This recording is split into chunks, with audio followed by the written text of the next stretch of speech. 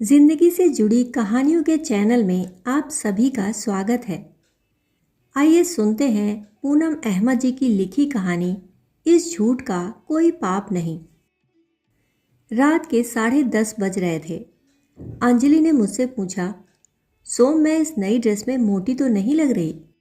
मैंने लैपटॉप से नज़रें हटाकर कहा, नहीं बिल्कुल नहीं, तुम मोटी हो ही कहाँ जो लगोगी, कितनी मेंटेन तो हो। अंजलि के चेहरे पर मुझे एक खुशी की लहर दिखाई दी। सच कह रहे हो? कल किटी है ना मेरी, अभी शाम को ही यह सिलकर आई है, इसे ही पहनूंगी, अच्छी है ना? मुझे पता नहीं क्यों लग रहा है कि मैं इसमें कुछ मोटी लग रही हूँ। मैंने लैपटॉप एक तरफ रख ही दिया, उसके पास खड़े होकर उसे चारों तरफ से देखा और प्यार से कहा, अंजू बहुत अच्छी लग रही हो, परफेक्ट फिगर है तुम्हारा। अंजलि मुस्कुराकर थैंक्स कहते हुए कपड़े बदलने चली गई। मैं भी मन ही मन मुस्कुरा उठा, क्योंकि इस नई ड्रेस में वह सचमुच थोड़ी सी मोटी तो लग रही थी, पर वह जो भी पहनती है उस पर अच्छा लगता है, यह भी सच है। पर हाँ, वह अपने फिगर को लेकर बहुत कॉन्शियस रहती है। मैं जानता हूँ कि वह हमेशा पतली और स्मार्ट लगना चाहती है, पर आजकल वह थोड़ी सी भर गई है। अगर मैंने सच बोल दिया तो कल से ही खाना पीना कम कर डाइटिंग पर आ जाएगी, जबकि वह खाने की शौकीन है। वह अभी तक अपना पूरा ध्यान रखती आई है, पर समय के साथ कुछ बदलाव तो आता ही है ना। और वैसे भी मैं तो ऐसे बहुत सारे झूठ बोलता हूँ जिनसे उसे खुशी मिलती है। इतना क्या सत्यवादी हो जाऊं कि अपनी पत्नी का ही दिल दुखाऊं? ना, यह मुझसे नहीं होता। मैं कोई झूठा इंसान नहीं हूँ, पर जब बात अंजलि को खुश करने की आती है तो मैं खूब झूठ बोलता हूँ। सोचते हुए मैंने बच्चों के बेडरूम में झांका। हमारी 20 वर्षीय बेटी सिद्धि और 18 वर्षीय बेटा नमन सो चुके थे।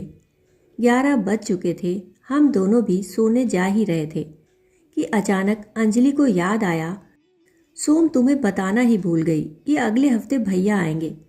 यहाँ उनकी कोई मीटिंग है, 1-2 दिन के लिए आएंगे। अरे वाह, बहुत अच्छा। अपने से 5 साल बड़े कपिल भैया के बारे में वह और बातें करने लगी। मेरा मूड कपिल के आने की खबर सुनकर खराब हो चुका था, पर प्रत्यक्षतः मैं अंजलि की बातें रुचि लेकर सुनता रहा। थोड़ी देर में अंजलि तो सो गई, पर आज मैं फिर अपने ही झूठ बोलने के बारे में सोचने लगा था। अंजलि से बहुत झूठ बोलता हूँ मैं। मेरी प्यारी पत्नी है वो, मैं उससे बहुत प्यार करता हूँ। मैं उसे कभी दुखी नहीं देख सकता। उसका मायका दिल्ली में है, यहाँ मुंबई में ऑफिस के काम से कपिल का आना जाना लगा रहता है। अंजलि अपने भाई से बहुत प्यार करती है, वो है ही ऐसी, सबको स्नेह सम्मान देने वाली। कपिल की उपस्थिति मुझे बर्दाश्त नहीं होती, पर मैंने अंजलि को कभी यह महसूस होने नहीं दिया है। मुझसे कई बार पूछती है, भैया अच्छे हैं ना? मैं हाँ में सिर हिलाकर कहता हूँ, तुम्हारे मम्मी पापा भाई सब अच्छे हैं। बस वह खुश हो जाती है। वह मुझ पर, बच्चों पर अपना भरपूर प्यार लुटाती है, तो उसे भी हक है ना खुश रहने का। मैंने उसे कभी यह नहीं बताया कि घमंडी स्वार्थी कपिल जैसे लोग मुझे कभी पसंद नहीं आ सकते। अपने पद धन के मद में चूर कपिल अजीब सी अकड़ में रहता है। अपने से नीचे के लोगों के साथ उसका व्यवहार देखा है मैंने, किसी को कुछ नहीं समझता है। पर अंजलि अपने भाई को देखकर खुश होती है तो ठीक है। मैं भी अपने झूठ से कि कपिल अच्छा है अंजलि को खुश कर देता हूँ। मैं और भी कई झूठ बोलता हूँ, जैसे कि मैं ऑफिस से आकर अक्सर कहता हूँ, तुम कितना काम करती हो अंजलि, जबकि मैं जानता हूँ कि उसने दिन में अपना समय बुक्स पढ़ने या फ़ोन पर बिताया होगा। काम तो ज़्यादातर मेड ही कर जाती है। पर जब मैं उससे यह कहता हूँ तो मुझे उसकी आंखों में खुशी दिखती है।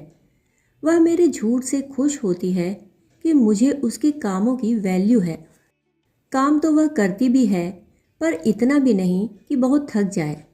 बस मुझे उसे खुश ही तो देखना है। कई बार मैं उसका हाथ अपने हाथों में लेकर कहता हूँ, अंजू, अपना ख्याल रखा करो। हम लोगों की चिंता में अपनी सेहत से लापरवाह मत होना। हर तरह से अपना ख्याल रखा करो। तुम हो तो सब है। मेरी इस बात पर वह खुश होकर अपना सिर मेरे कंधे पर टिका देती है और मुझे मन ही मन अपनी बात पर हंसी आ जाती है, क्योंकि मैं अच्छी तरह जानता हूँ कि वह अपना बहुत ध्यान रखती है। सुबह शाम सैर पर जाती है, हर महीने पार्लर जाती है, सहेलियों के साथ किटी पार्टी एंजॉय करती है। वीकेंड पर हम लोग मूवी जाते हैं, बाहर खाते पीते हैं। अंजलि हर तरह से जीवन में खुश है। हमारे बच्चे भी बहुत अच्छे हैं, उसे परेशान नहीं करते। फिर भी मैं अक्सर उसका सिर सहलाते हुए कह देता हूँ कि अंजू थक जाती होगी, अपना ख्याल रखा करो।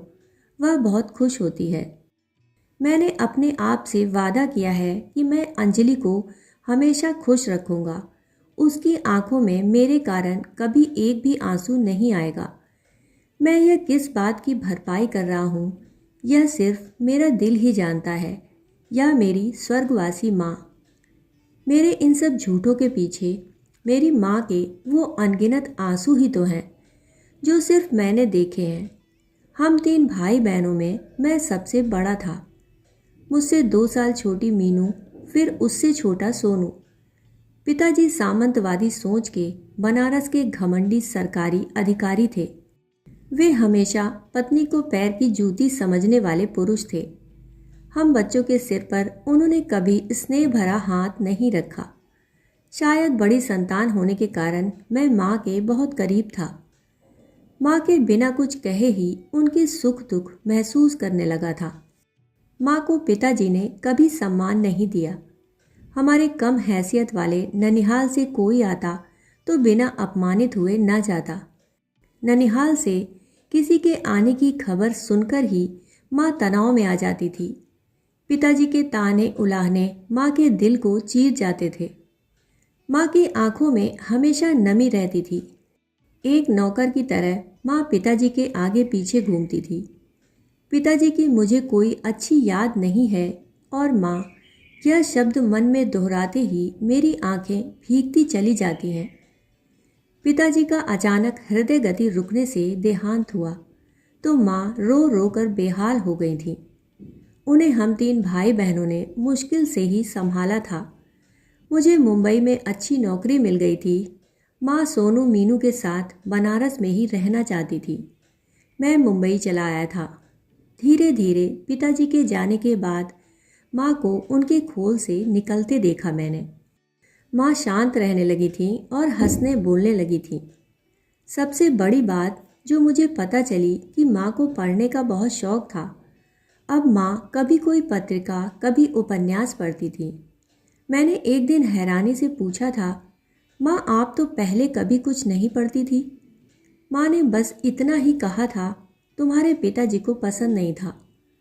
क्या पसंद नहीं था? आपका बुक पढ़ना, उनके क्लब दोस्तों की महफिलों, उनके स्वभाव व्यवहार, उनकी आदतों से तो अच्छी आदत ही थी यह। अब कुछ मत कहो सोम। उसके बाद मैं कहीं भी जाता माँ के लिए किताबें ज़रूर लाता। कितना मन मार कर जी रही थी माँ। माँ की सहेली की बेटी ही है अंजलि। अंजलि माँ को बहुत पसंद थी। माँ हमेशा कहती थी, अंजलि को हमेशा खुश रखना।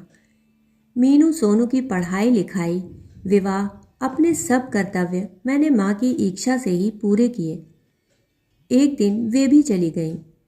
भरी दुनिया में तन्हा महसूस किया मैंने खुद को उस दिन।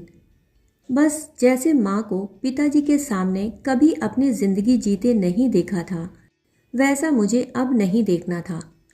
इसलिए मैं माँ के जीवन, उनके स्वभाव, उनके व्यवहार, उनके त्याग, उनके स्नेह की एक एक बात याद रखकर यही कोशिश करता हूँ कि मेरी पत्नी दुखी होकर ना जिए। वह कभी अपना मन ना मारे। उसे अपनी मर्जी से जीने के लिए, अपने शौक़ पूरे करने के लिए मेरी मृत्यु तक इंतज़ार ना करना पड़े।